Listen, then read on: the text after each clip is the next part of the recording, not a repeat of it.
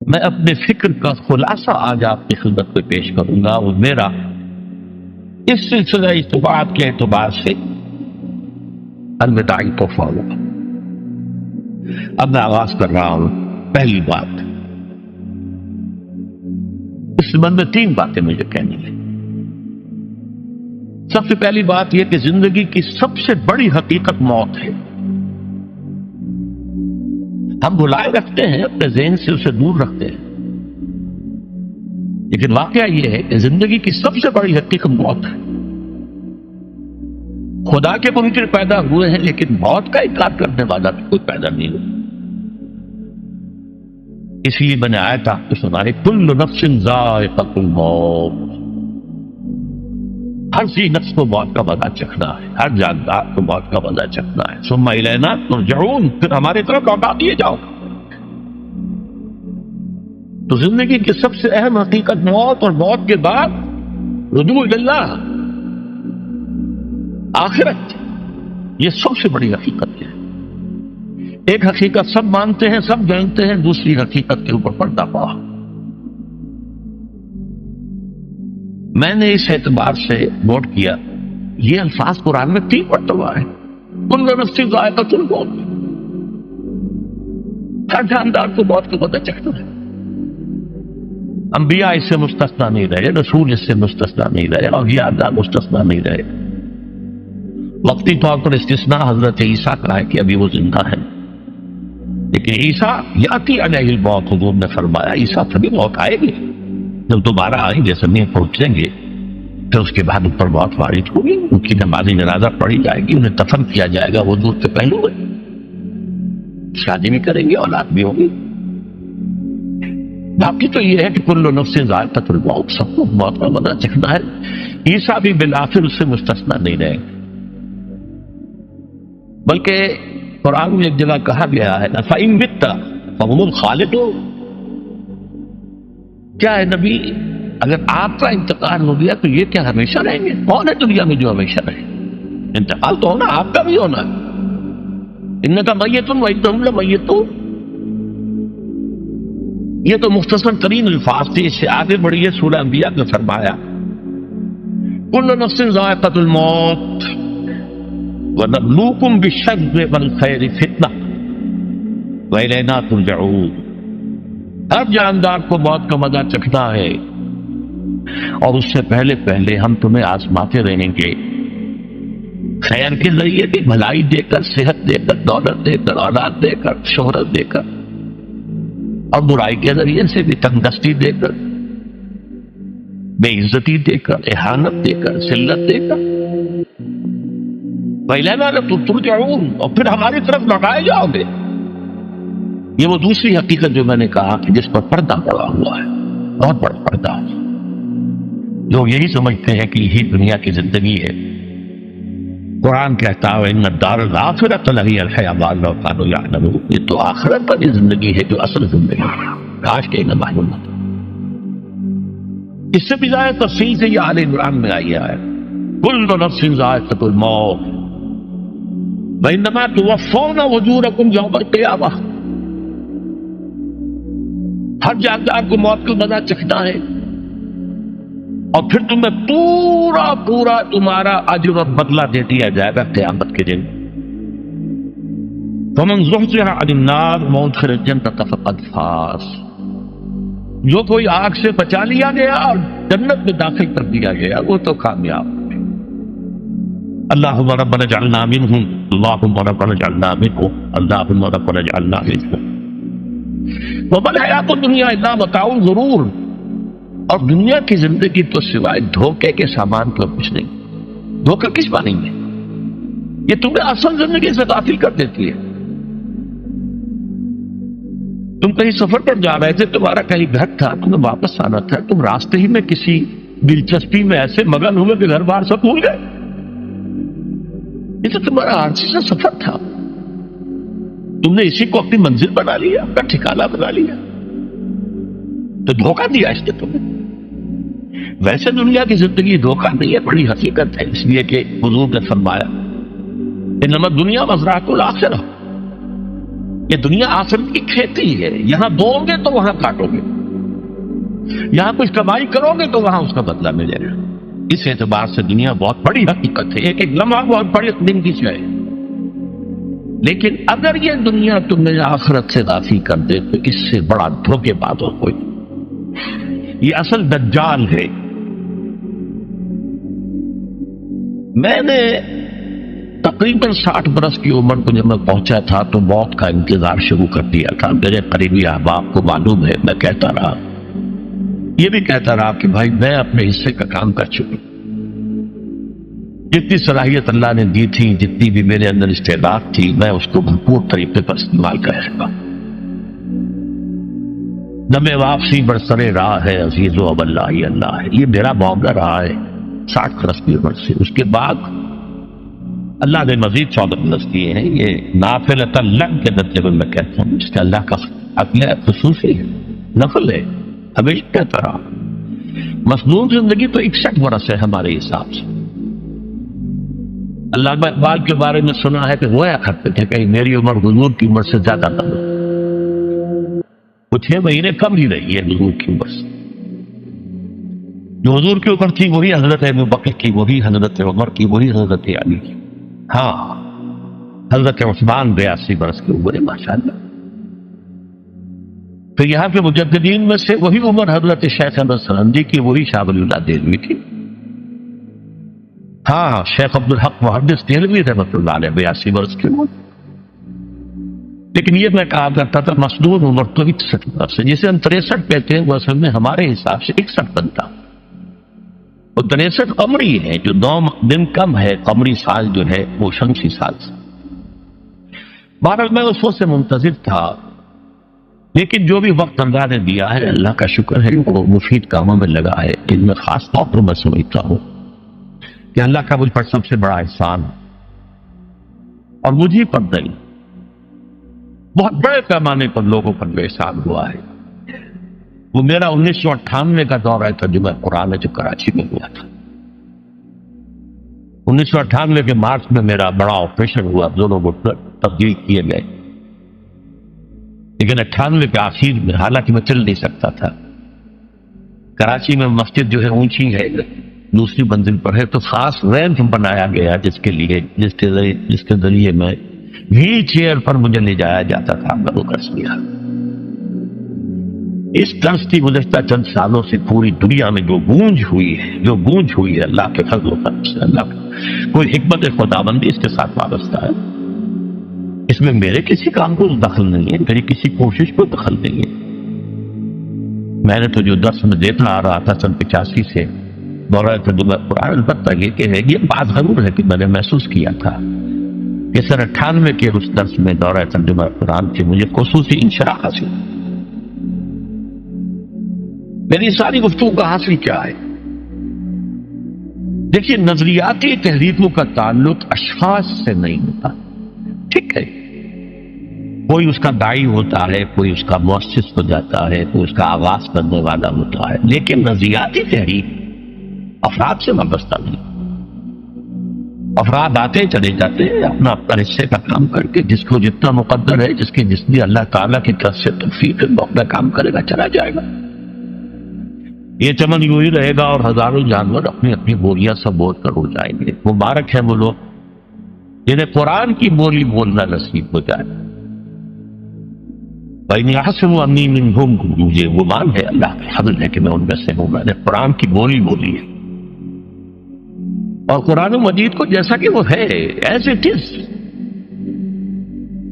اپنے کو مظلومہ خیالات، اپنے کوئی ذہن سے زائدہ نظریات کو میں نے اس میں دخل نہیں کی، جسے انگریزی میں آپ آبجیکٹیولی کہتے ہیں، خالص معلومی طور پر قرآن کو پڑھا، قرآن کو قرآن سے سمجھائے، یا پھر سیرت رسول سے سمجھائے۔ میں لفظ سنت کی بجائے سیرت استعمال کر رہا ہوں۔ قرآن مجسم حضور تھے صلی اللہ علیہ وسلم، اور حضور کی سیرت اور حیات جو ہے وہ قرآن مجید کی اصل تفسیر ہے۔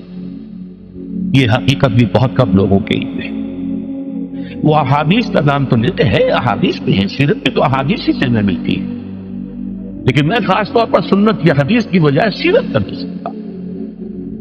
قرآن کی 2 سورسز ہیں، قرآن خود اور سیرت رسول صلی اللہ علیہ وسلم.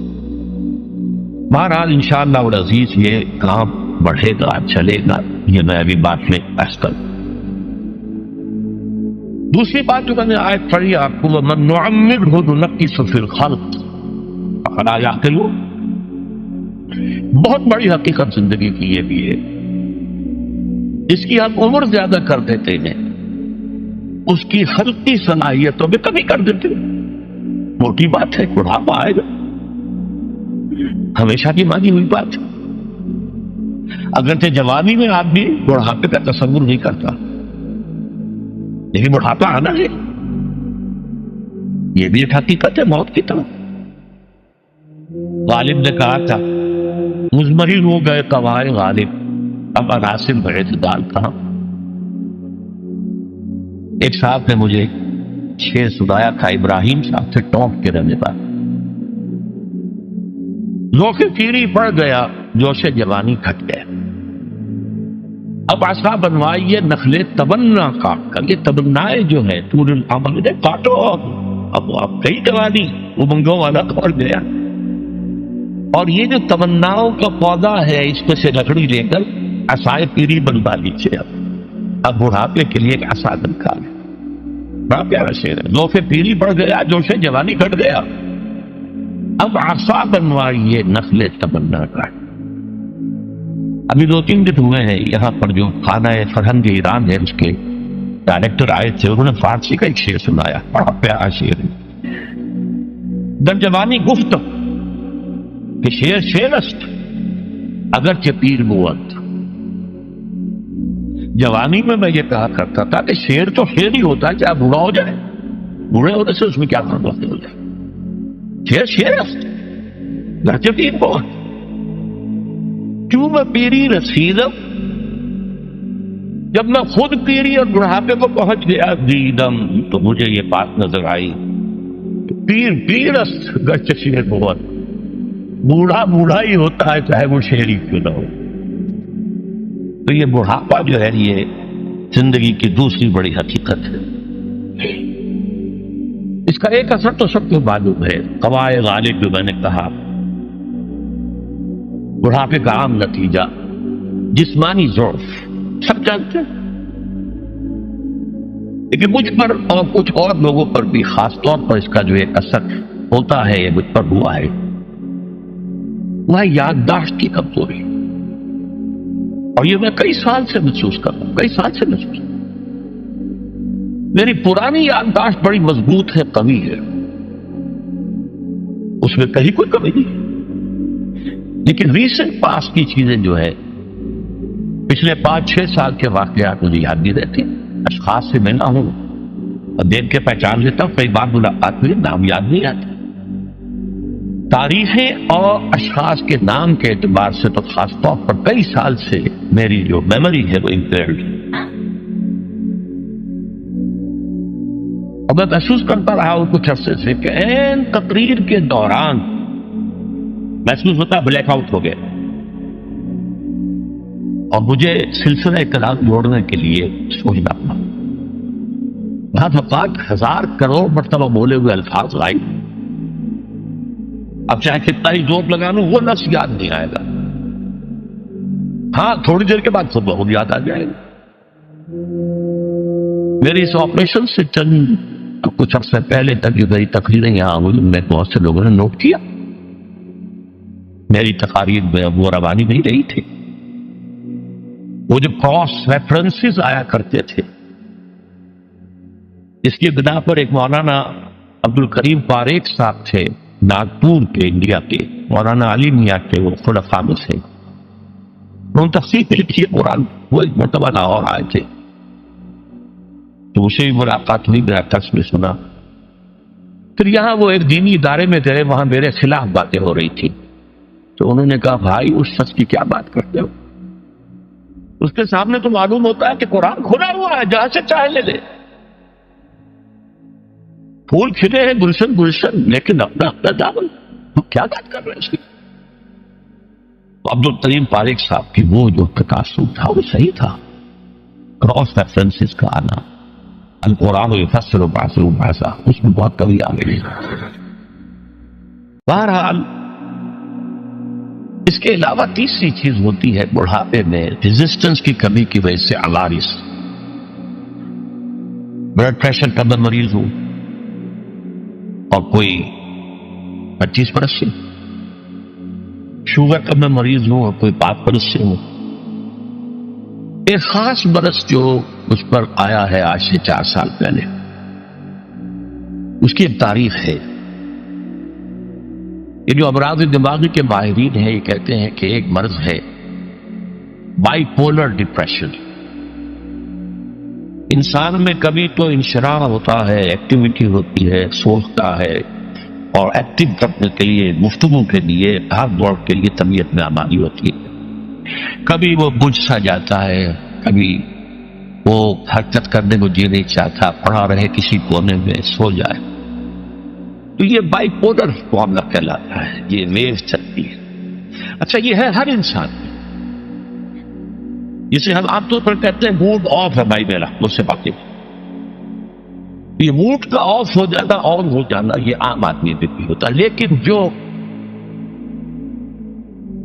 اللہ کے کسی فضل و کرم سے زیادہ ذہین ہو، زیادہ حساس ہو، ان میں پھر یہ جو ویو ہے یہ زیادہ اونچائی زیادہ نیچائی، زیادہ اونچائی زیادہ نیچائی، اور کس کو پھر ہم کہتے ہیں مرض بائی پولر۔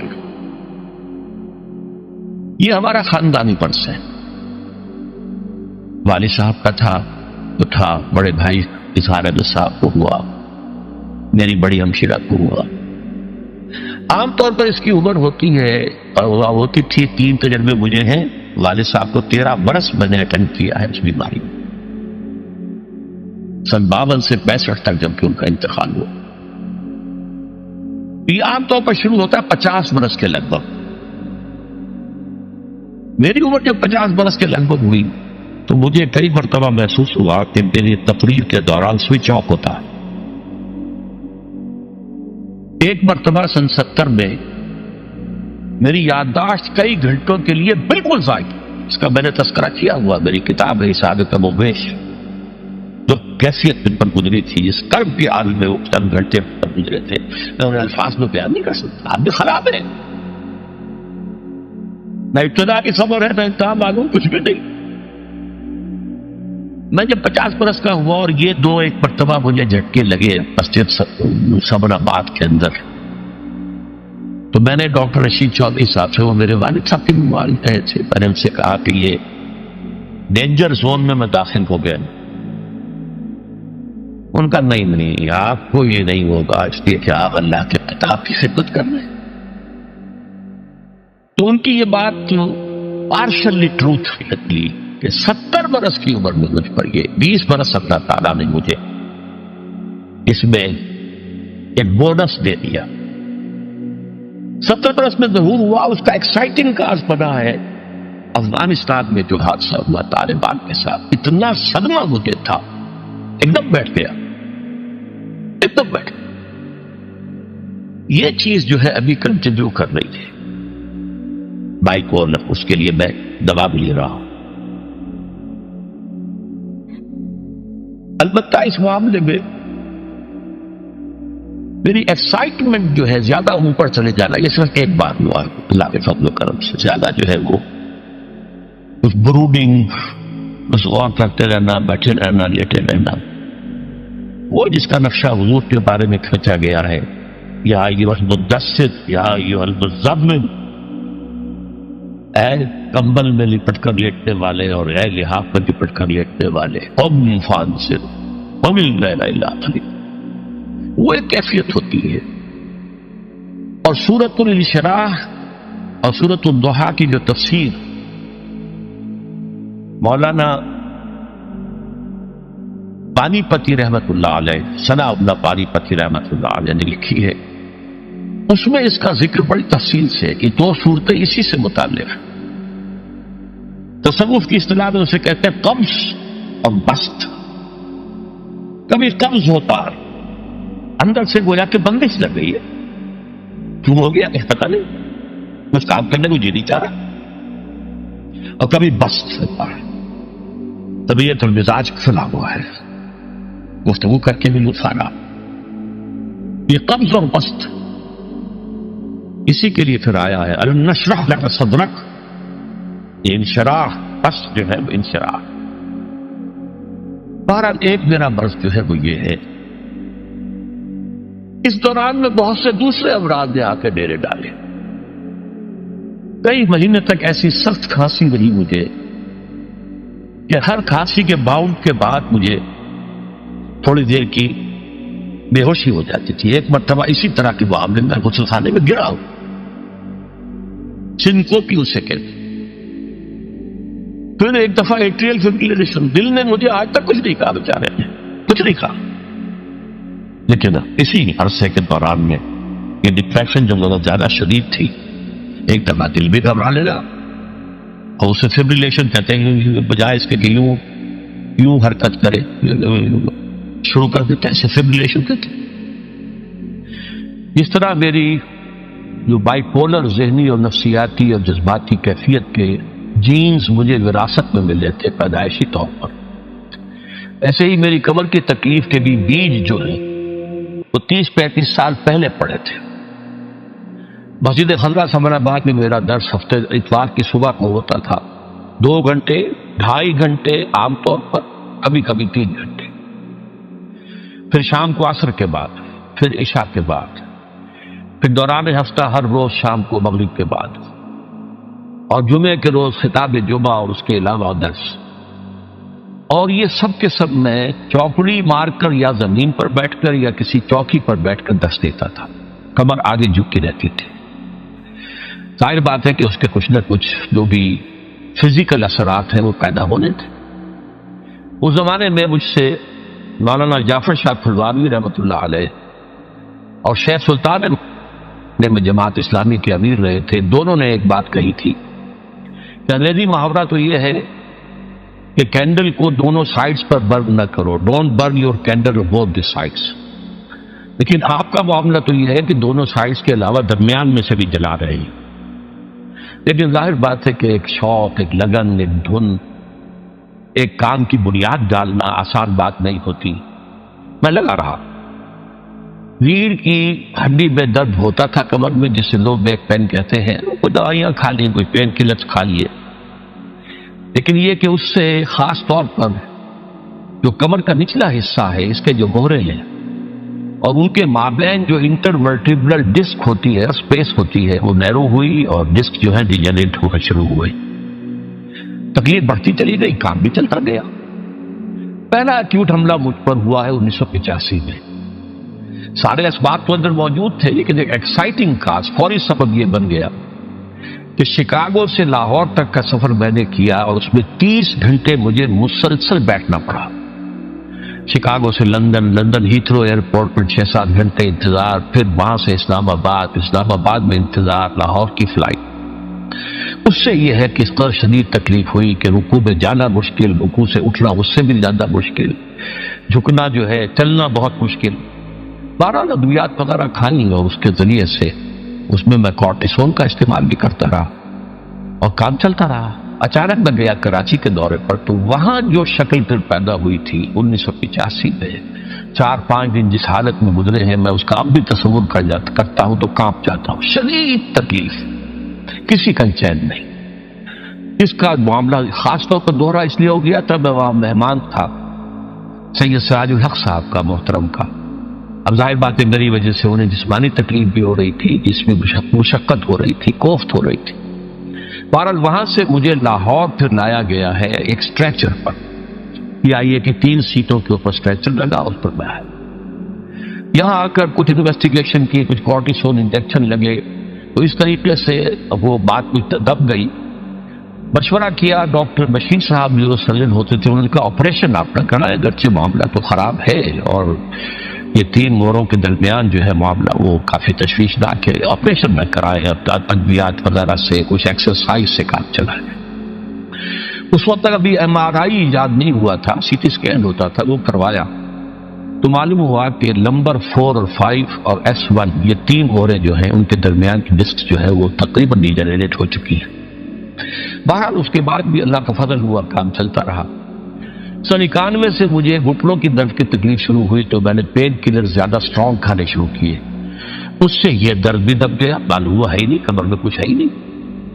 لیکن آج سے کوئی 3-4 سال پہلے میں نے جب آپریشن تو کرایا تھا تقریباً 7 سال پہلے 1998 میں، تو اس کے بعد سے میں نے وہ پین کلرز ختم کر دیے، اس لیے کہ گردے پر اور معدے پر کا برا اثر ہو رہا تھا. لیکن یہ کہ اس کے بعد آج سے 3-4 سال پہلے مجھے تکلیف بڑھنی شروع ہوئی.